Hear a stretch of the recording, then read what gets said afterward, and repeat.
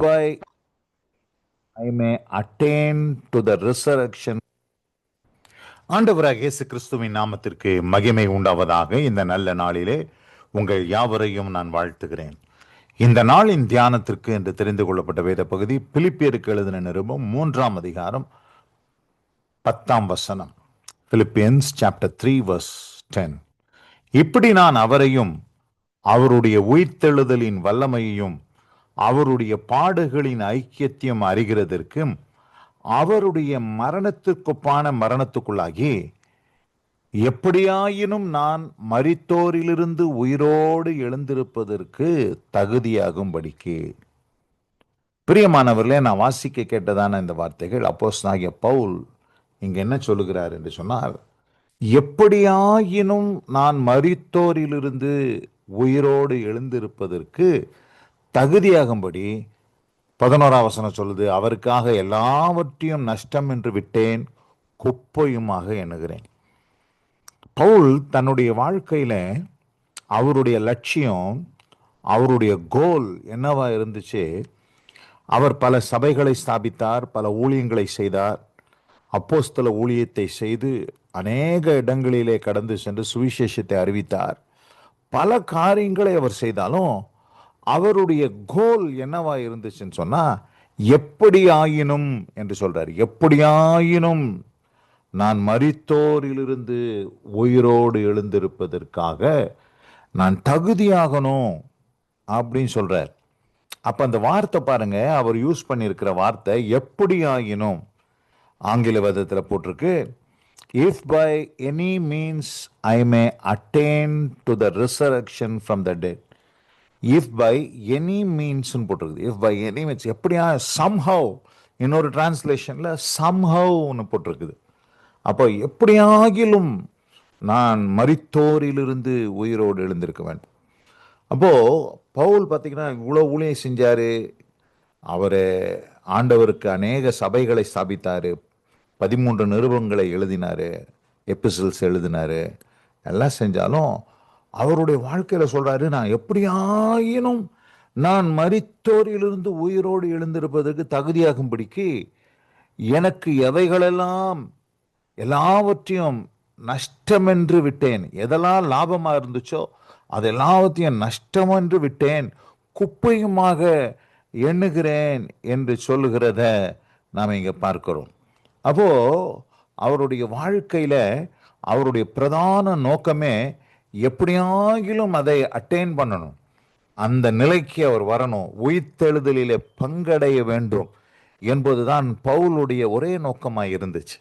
பிரியமானவர்களே, இந்த தன்மையான இந்த நல்ல நாளில் இந்த வசனத்தை கேட்டுக்கொண்டிருக்கிற அன்பான சகோதரி சகோதரியே, நம்முடைய வாழ்க்கையில நாம் பல காரியங்களை செய்கிறோம்.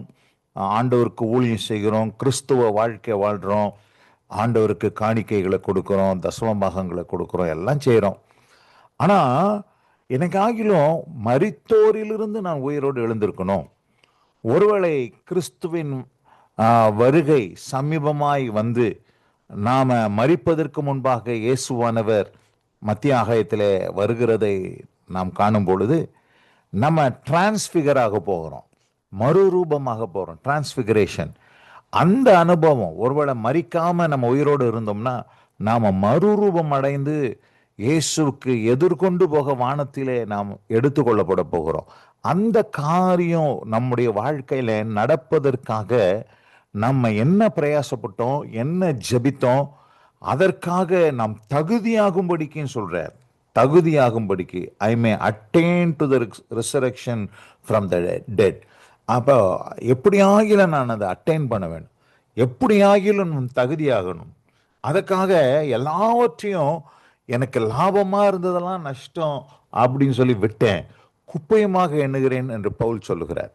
பிரியமானவர்களே, இந்த அருமையான இந்த நல்ல நாளில் கூட அப்படிப்பட்ட அனுபவத்தை உடையவர்களாக நீங்களும் நானும் வாழ வேண்டும் என்பதை தான் இந்த வார்த்தைகள் நமக்கு சொல்லுகிறதை நாம் அறிந்திருக்கிறோம். எபிரேயருக்கு எழுதின நிருபம் 5ஆம் அதிகாரத்தை திருப்பிக் கொள்ளுங்க. இங்கே இயேசுவானவர் அவர் மாம்சத்தில் இருந்த நாட்களிலே அவர் என்ன செய்தார் என்று நாம் இங்கே பார்க்கும்போது 7ஆம் வசனத்தை வாசிக்கிறேன். Hebrews chapter 5 verse 7. அவர் மாம்சத்தில் இருந்த நாட்களில் தம்மை மரணத்தினின்று ரட்சிக்க வல்லமை உள்ளவரை நோக்கி பலத்த சத்தத்தோடும் கண்ணீரோடும் விண்ணப்பம் பண்ணினார். எப்படிங்க? இந்த இடத்துல பிதாவாகிய தேவனை நோக்கி எதுக்காக இயேசு கிறிஸ்து கண்ணீரோடு ஜெபித்தார், பலத்த சத்தத்தோட அவர் ஜெபித்தார்னு பார்க்கிறோம். ஆங்கில வேதத்தில் வாசிக்கிறேன். Who in the days of his flesh, when he had offered up prayers and supplication with vehement cries and tears to him who was able to save him from death. Save him from death. அதாவது அவர் மரித்த பிற்பாடு உயிரோடு எழுந்திருக்க வேண்டும் என்பதற்காக இயேசுவானவர் he offered up prayers and supplications with vehement cries and tears to him. அப்போ கண்ணீரோடு பலத்த சத்தத்தோடு அவர் அங்கே ஜெபிக்கிறார். எதற்கு ஜெபிக்கிறார்? எதுக்கு?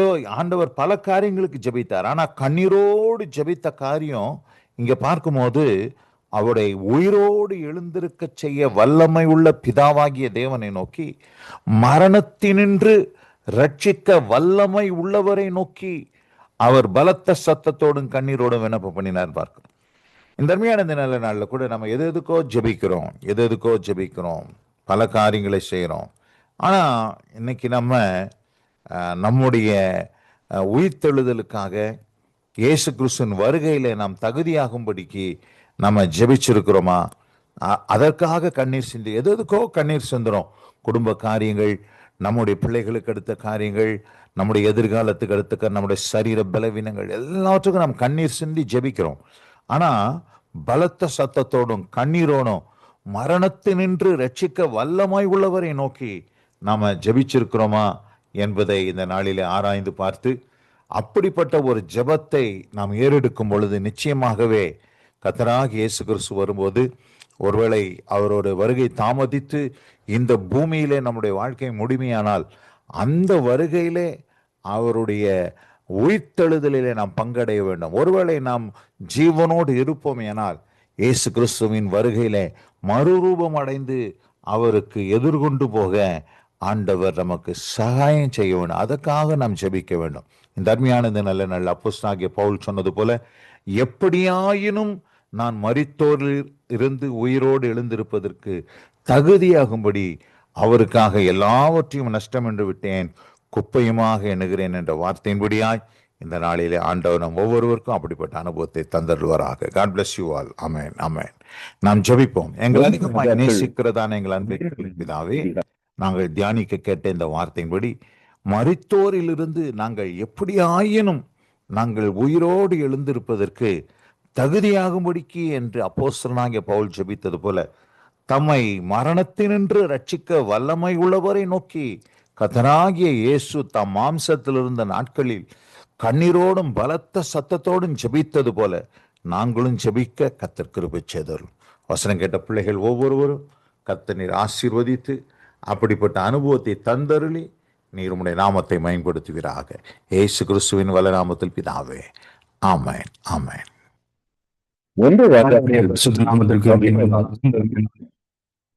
ராஜாவாகிய சாலமோன் பார்வோனின் குமாரத்தியை நேசித்ததும் அல்லாமல் மோவாபியரும் அம்மோனியரும் ஏதோமியரும் சீதோனியரும் ஏத்தியரும் ஆகிய அந்நிய ஜாதியாரான அநேகம் ஸ்திரீகள் மேலும் ஆசை வைத்தான்.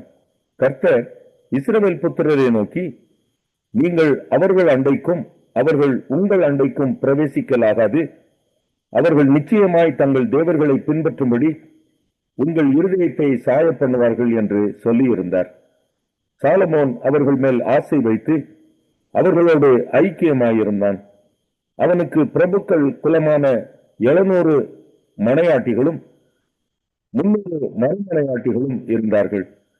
அவனுடைய ஸ்திரீகள் அவன் இருதயத்தை வழுவி போக பண்ணினார்கள். சாலமோன் வயது சென்றபோது அவனுடைய மனைவிகள் அவன் இருதயத்தை அந்நிய தேவர்களை பின்பற்றும்படி சாய பண்ணினார்கள். அதனால் அவனுடைய இருதயம் அவன் தகப்பனாகிய தாவீதின் இருதயத்தை போல தன் தேவனாகிய கர்த்தரோடே உத்தமமாய் இருக்கவில்லை. சாலமோன் சீதோனியரின் தேவியாகிய அஸ்தரோத்தையும் அம்மோனியரின் அருவருப்பாகிய மில்கோமையும் பின்பற்றினான். சாலமோன் தன் தகப்பனாகிய தாவீதைப் போல கர்த்தரை பூரணமாய் பின்பற்றாமல் கர்த்தரின் பார்வைக்கு பொல்லாப்பானதை செய்தான். அப்பொழுது சாலமோன் எருசலேமுக்கு எதிரான மலையிலே மோவாபியரின் அருவருப்பாகிய காமோசுக்கும் அம்மோன் புத்திரரின் அருவருப்பாகிய மோலோகுக்கும் மேடையை கட்டினான். இப்படியே தங்கள் தேவர்களுக்கு தூபம் காட்டி பலியிடுகிற அந்நிய ஜாதியாரான தன் ஸ்திரீகள் எல்லாருக்காகவும் செய்தான். ஆகையால் இஸ்ரவேலின் தேவனாகிய கர்த்தர் சாலமோனுக்கு 2 விசை தரிசனமாகி அந்நிய தேவர்களை பின்பற்ற வேண்டாம் என்று கட்டளையிட்டிருந்தும் அவன் கர்த்தரை விட்டு தன் இருதயத்தை திருப்பி அவர் கற்பித்ததை கை கொள்ளாமற் போனதினால் கர்த்தர் அவன் மேல் கோபமானார். ஆகையால் கர்த்தர் சாலமோனை நோக்கி, நான் உனக்கு கட்டளையிட்ட என் உடன்படிக்கையையும் என் கட்டளைகளையும் நீ கை கொள்ளாமற் போய் இந்த காரியத்தை செய்தபடியினால் ராஜ்ய பாரத்தை உன்னிடத்திலிருந்து பிடுங்கி அதை உன் ஊழியக்காரனுக்கு கொடுப்பேன். ஆகிலும் உன் தகப்பனாகிய தாவீதின் நிமித்தம் நான் அதை உன் நாட்களிலே செய்வதில்லை. உன் குமாரனுடைய கையின் என்று அதை பிடுங்குவேன்.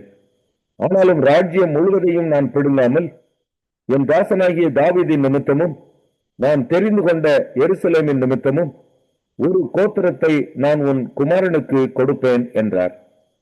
கர்த்தர் ஏதோமியனான ஆதாத் என்னும் ஒரு விரோதியை சாலமோனுக்கு எழுப்பினார். இவன் ஏதோமில் இருந்த ராஜ குலமானவன். தாவீது ஏதோமில் இருக்கும்போது படைத்தலைவனாகிய யோவாப் ஏதோமில் உள்ள ஆண் மக்களை எல்லாம் சங்கரித்து வெட்டுண்டவர்களை அடக்கம் பண்ண போனான். அவர்களை எல்லாம் சங்கரிக்கும் அளவும் தானும் இஸ்ரவேல் அனைத்தும் அங்கே 6 மாதம் இருக்கும்போது ஆதாதும் அவனோட கூட அவன் தகப்பனுடைய ஊழியக்காரரில் சில ஏதோமியரும் எகிப்திற்கு போக ஓடி போனார்கள்.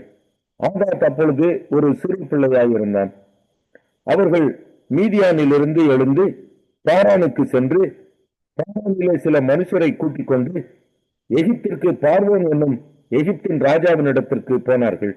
அவன் இவனுக்கு ஒரு வீடு கொடுத்து இவனுக்கு ஆகாரத்தை திட்டம் பண்ணி நிலத்தையும் கொடுத்தான். ஆதாதுக்கு பார்வோனின் கண்களில் கடித்தபடியினால் அவன் ராஜஸ்திரியாகிய தாப்பெனேஸ் என்னும் தன் மனைவியின் சகோதரியை அவனுக்கு விவாகம் செய்து கொடுத்தான். தாப்பெனேசின் சகோதரியாகிய இவள் அவனுக்கு கேனுபாத் என்னும் ஒரு குமாரனை பெற்றாள். அவனை தாப்பெனேஸ் பார்வோனின் வீட்டிலே வளர்த்தாள். அப்படியே கேனுபாத் பார்வோனின் வீட்டில் அவனுடைய குமாரருடன் இருந்தான். தாவீது தன் பிதாக்களோடு நித்திரை அடைந்தான் என்றும் படைத்தலைவனாகிய யோவாப் இறந்து போனான் என்றும் எகிப்திலே ஆதாத் கேள்விப்பட்ட போது ஆதாத் பார்வோனை நோக்கி, நான் என் சுய தேசத்துக்கு போக என்னை அனுப்ப வேண்டும் என்றான். அதற்கு பார்வோன், இதோ நீ உன் சுய தேசத்துக்கு போக விரும்புகிறதற்கு என்னிடத்தில் உனக்கு என்ன குறைவு இருக்கிறது என்றான். அதற்கு அவன், ஒரு குறைவும் இல்லை, ஆகிலும் என்னை அனுப்பிவிட வேண்டும் என்றான். எலியாதாவின் குமாரனாகிய ரேசோன் என்னும் வேறொரு விரோதியை தேவன் எழுப்பினார். இவன் தன் ஆண்டவனாகிய ஆதாதேசர் என்னும் சோபாவின் ராஜாவை விட்டு ஓடிப்போய் தாவீது சோபாவில் உள்ளவர்களை கொண்டு போடுகையில் அவன் தன்னோட சில மனுஷரை சேர்த்து கொண்டு அந்த கூட்டத்திற்கு தலைவனானான். இவர்கள் தமஸ்குவுக்கு போய் அங்கே குடியிருந்து தமஸ்குவில் ஆண்டார்கள். ஆதாத் பொல்லாப்பு செய்ததுமல்லாமல் ரேசோன் சாலமோனுடைய நாளெல்லாம் இஸ்ரவேலுக்கு விரோதியாகி சீரியாவின் மேல் ராஜாவாயிருந்து இஸ்ரவேலை பகைத்தான். சேரேதா ஊரிலுள்ள எப்ராயிம் மனுஷராகிய நேபாத்தின் குமாரன் யெரொபெயாம் என்னும் சாலமோனின் ஊழியக்காரனும் ராஜாவுக்கு விரோதமாய் கையெடுத்தான். அவனுடைய தாய் செருகாள் என்னும் பேருள்ள ஒரு விதவை. அவன் ராஜாவுக்கு விரோதமாய் கையெடுத்த முகாந்தரம் என்னவென்றால், சாலமோன் மில்லோவை கட்டி தன் தகப்பனாகிய தாவீதுடைய நகரத்தின் இடிந்து போன இடங்களை பழுது பார்த்த போது யெரொபெயாம் என்பவன் பராக்கிரமசாலியாயிருந்தான். அவன் காரிய சமர்த்தனான வாலிபன் என்று சாலமோன் கண்டு யோசேப்பு வம்சத்தாரின் காரியத்தை எல்லாம் அவன் விசாரிப்புக்கு ஒப்புவித்தான். அக்காலத்திலே யெரொபெயாம் எருசலேமிலிருந்து வெளியே போகிற போது சீலோனியனான அகியா என்னும் தீர்க்கதரிசி புது சால்வையை போர்த்து கொண்டிருந்து வழியிலே அவனை கண்டான். இருவரும் வயல்வெளியிலே தனித்திருக்கையில் அகியா தான் போர்த்து கொண்டிருந்த புது சால்வையை பிடித்து அதை 12 துண்டாக கிழித்து போட்டு யெரொபெயாமை நோக்கி, 10 துண்டுகளை எடுத்துக்கொள். இஸ்ரவேலின் தேவனாகிய கர்த்தர் சொல்லுகிறது என்னவென்றால், இதோ நான் ராஜ்ய பாரத்தை சாலமோனுடைய கையிலிருந்து எடுத்து கிழித்து உனக்கு 10 கோத்திரங்களை கொடுப்பேன். ஆனாலும் என் தாசனாகிய தாவீதுக்காகவும் நான் இஸ்ரவேல் கோத்திரங்களில் எல்லாம் தெரிந்து கொண்ட எருசலேம் நகரத்துக்காகவும் ஒரு கோத்திரம் அவனுக்கு இருக்கும். அவர்கள் என்னை விட்டு சீதோனியரின் தேவியாகிய அஸ்தரோத்தையும் மோவாபியரின் தேவனாகிய காமோசையும் அம்மோன் புத்திரரின் தேவனாகிய மீல்கோமையும் பணிந்து கொண்டு அவன் தகப்பனாகிய தாவீதைப் போல என் பார்வைக்கு செம்மையாய் இருக்கிறதை செய்யவும் என் கட்டளைகளையும் என் நியாயங்களையும் கை கொள்ளவும் அவர்கள் என் வழிகளில் நடவாமற் போனபடியினால் அப்படி செய்வேன். ஆனாலும் ராஜ்யபாரம் முழுவதையும் நான் அவன் கையிலிருந்து எடுத்து போடுவதில்லை. நான் தெரிந்து கொண்டவனும் என் கற்பனைகளையும் என் கட்டளைகளையும் கை கொண்டவனுமான என் தாசனாகிய தாவீதின் நிமித்தம் அவன் உயிரோடு இருக்கும் நாளெல்லாம் அவனை அதிபதியாக வைப்பேன். ஆனாலும் ராஜ்யபாரத்தை அவன் குமாரன் கையிலிருந்து எடுத்து அதிலே 10 கோத்திரங்களை உனக்கு தருவேன். என் நாமம் விளங்கும்படிக்கு நான் தெரிந்து கொண்ட நகரமாகிய எருசலேமிலே என் சமூகத்தில் என் தாசனாகிய தாவீதுக்கு என்னாலும் ஒரு விளக்கு இருக்கத்தக்கதாக அவன் குமாரனுக்கு ஒரு கோத்திரத்தை கொடுப்பேன். நீ என் மன விருப்பத்தின்படி ஆண்டு கொண்டு இஸ்ரவேலின் மேல் ராஜாவாய் இருப்பதற்காக நான் உன்னை தெரிந்து கொண்டேன். நரையும் கொள்ளும்படிக்கு என் பார்வைக்கு செம்மையானதை செய்கிறது உண்டானால் நான் உன்னோடு இருந்து நான் தாவீதுக்கு கட்டினது போல உனக்கும் நிலையான வீட்டை கட்டி இஸ்ரவேலை உனக்கு தருவேன். இப்படி நான் இந்த காரியத்தின் நிமித்தம் தாவீதின் சந்ததியை சிறுமைப்படுத்துவேன். ஆகிலும் என்னாலும் அப்படி இராது என்று சொன்னான். அதன் நிமித்தம் சாலமோன் யெரொபெயாமை கொல்ல வகை தேடினான். யெரொபெயாம் எழுந்து எகிப்துக்கு சீஷாக் என்னும் எகிப்தின் ராஜாவினிடத்தில் ஓடிப்போய் சாலமோன் மரணம் அடையும் மட்டும் எகிப்தில் இருந்தான். சாலமோனின் மற்ற நடபடிகளும் அவன் செய்தவை அனைத்தும் அவனுடைய ஞானமும் சாலமோனுடைய நடபடி புஸ்தகத்தில் அல்லவோ எழுதியிருக்கிறது. சாலமோன் எருசலேமிலே இஸ்ரவேலை எல்லாம் அரசாண்ட நாட்கள் 40 வருஷம். சாலமோன் தன் பிதாக்களோட நித்திரை அடைந்து தன் தகப்பனாகிய தாவீதின் நகரத்தில் அடக்கம் பண்ணப்பட்டான். அவன் குமாரனாகிய ரெகோபயாம் அவன் எரேமியா 37 அதிகாரம். பாபிலோன் ராஜாவாகிய நேபுகாத் நேச்சார் யூதா தேசத்தில் ராஜாவாக நியமித்த யோயாக்கீமுடைய குமாரனாகிய கோனியாவின் பட்டத்துக்கு யோசியாவின் குமாரனாகிய சிதேக்கியா வந்து அரசாண்டான். கர்த்தர் எரேமியா தீர்க்கதரிசியை கொண்டு சொன்ன வார்த்தைகளுக்கு அவனாகிலும் அவனுடைய ஊழியக்காரராகிலும் தேசத்தின் ஜனங்களாகிலும் செவி கொடுக்கவில்லை.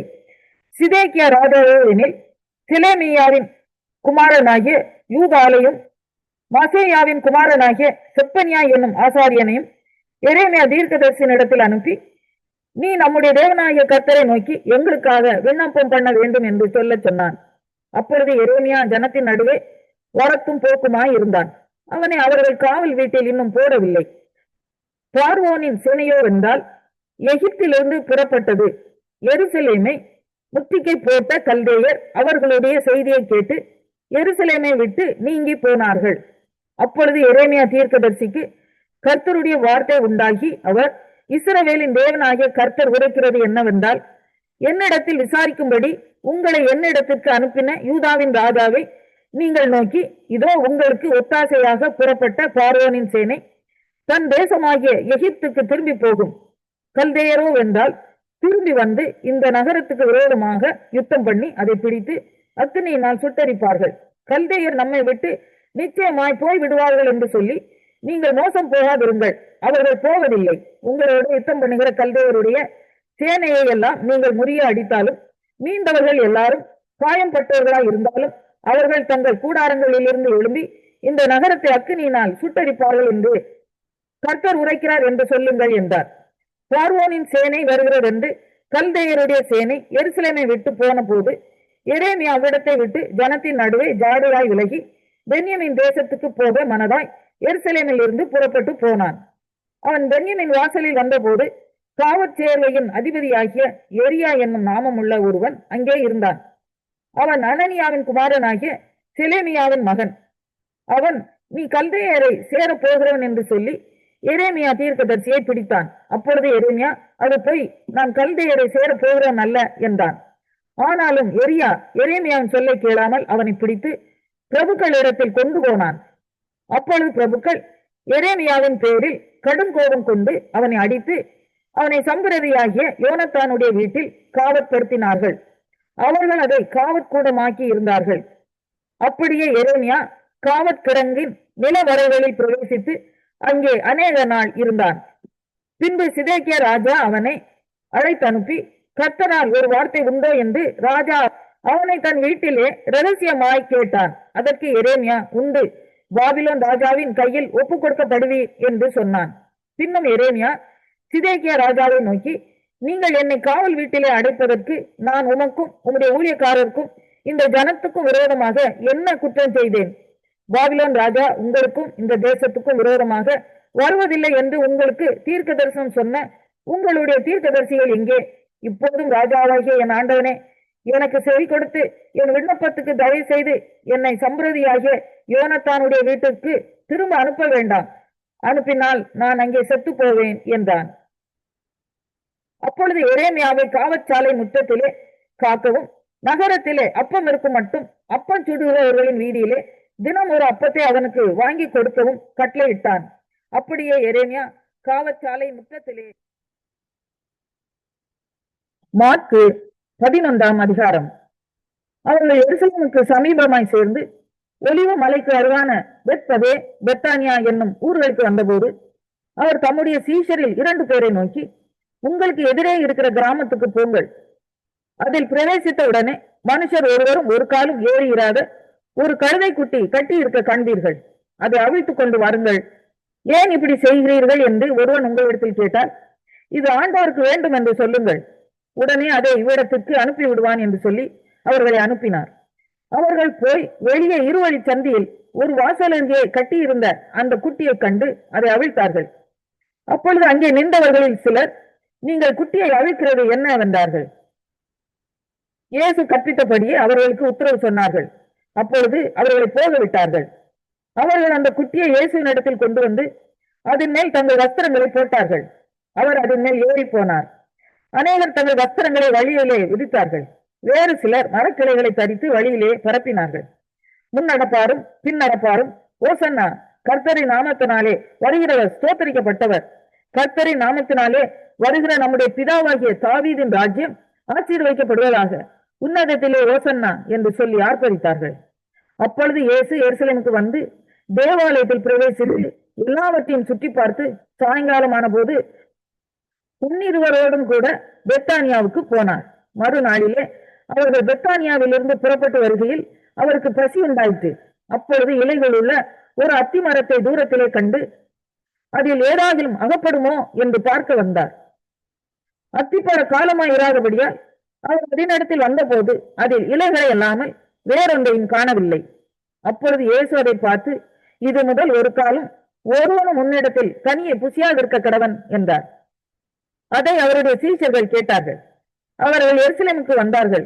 இயேசு தேவாலயத்தில் பிரவேசித்து ஆலயத்தில் விற்கிறவர்களையும் கொள்ளுகிறவர்களையும் துரத்திவிட்டு காசுக்காரருடைய பலகைகளையும் புறா விற்கிறவர்களுடைய ஆசனங்களையும் கவிழ்த்து ஒருவனும் தேவாலயத்தின் வழியாக யாதொரு பண்டத்தையும் கொண்டு போக விடாமல், என்னுடைய வீடு எல்லா ஜனங்களுக்கும் ஜப வீடு எனப்படும் என்று எழுதியிருக்கவில்லையா? நீங்களோ அதை கள்ளர் குகையாக்கினீர்கள் என்று அவர்களுக்கு சொல்லி உபதேசித்தார். அதை வேதபாரகரும் பிரதான ஆசாரியரும் கேட்டு அவரை கொலை செய்ய வகை தேடினார்கள். ஆகிலும் ஜனங்கள் எல்லாரும் அவருடைய உபதேசத்தை குறித்து ஆச்சரியப்பட்டபடியினாலே அவருக்கு பயந்திருந்தார்கள். சாயங்காலமான போது அவர் நகரத்தில் இருந்து புறப்பட்டு போனார். மறுநாள் காலையிலே அவர்கள் அவ்வழியாய் போகும்போது அந்த அத்திமரம் வேரோடே பட்டு போயிருக்கிறதை கண்டார்கள். பேதுரு நினைவு கூர்ந்து அவரை நோக்கி, ரபி, இதோ நீ சபித்த அத்திமரம் பட்டு போயிற்று என்றான். இயேசு அவர்களை நோக்கி, தேவனிடத்தில் விசுவாசம் உள்ளவர்களாய் இருங்கள். எவனாகிலும் இந்த மலையை பார்த்து நீ பெயர்ந்து சமுத்திரத்திலே தள்ளுண்டு போ என்று சொல்லி தான் சொன்னபடியே நடக்கும் என்று தன் இருதயத்தில் சந்தேகப்படாமல் விசுவாசித்தால் அவன் சொன்னபடியே ஆகும் என்று மெய்யாகவே உங்களுக்கு சொல்லுகிறேன். ஆதலால் நீங்கள் ஜெபம் பண்ணும் போது எவைகளை கேட்டுக்கொள்வீர்களோ அவைகளை பெற்றுக்கொள்வோம் என்று விசுவாசியுங்கள், அப்பொழுது அவைகள் உங்களுக்கு உண்டாகும் என்று சொல்லுகிறேன்.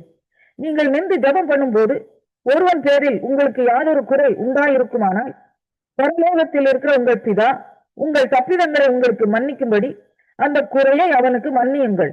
நீங்கள் மன்னியாதிருப்பீர்களானால் பரலோகத்தில் இருக்கிற உங்கள் பிதாவும் உங்கள் தப்பிதங்களை மன்னியாதிருப்பார் என்றார். அவர்கள் மறுபடியும் எருசலேமுக்கு வந்தார்கள். அவர் தேவாலயத்திலே உலாவிக் கொண்டிருக்கையில் பிரதான ஆசாரியரும் வேதபாரகரும் மூப்பரும் அவரிடத்தில் வந்து, நீர் எந்த அதிகாரத்தினால் இவைகளை செய்கிறீர்? இவைகளை செய்கிறதற்கு அதிகாரத்தை உமக்கு கொடுத்தவர் யார் என்று கேட்டார்கள். இயேசு பிரதியுத்தரமாக, நானும் உங்களிடத்தில் ஒரு காரியத்தை கேட்கிறேன், நீங்கள் எனக்கு உத்தரவு சொல்லுங்கள், அப்பொழுது நானும் இந்த அதிகாரத்தினாலே இவைகளை செய்கிறேன் என்று உங்களுக்கு சொல்லுவேன். யோவான் கொடுத்த ஸ்நானம் தேவனால் உண்டாயிற்றோ மனுஷரால் உண்டாயிற்றோ எனக்கு உத்தரவு சொல்லுங்கள் என்றார். அதற்கு அவர்கள், தேவனால் உண்டாயிற்று என்று சொல்வோமானால் பின்ன ஏன் அவனை விசுவாசிக்கவில்லை என்று கேட்பார். மனுஷரால் உண்டாயிற்று என்று சொல்வோமானால் ஜனங்களுக்கு பயப்பட வேண்டியதாய் இருக்கும். எல்லாரும் யோவானை மெய்யாக தீர்க்கதரிசி என்று எண்ணுகிறார்களே என்று தங்களுக்குள்ளே ஆலோசனை பண்ணி இயேசுவுக்கு பிரதியுத்தரமாக, எங்களுக்கு தெரியாது என்றார்கள். அப்பொழுது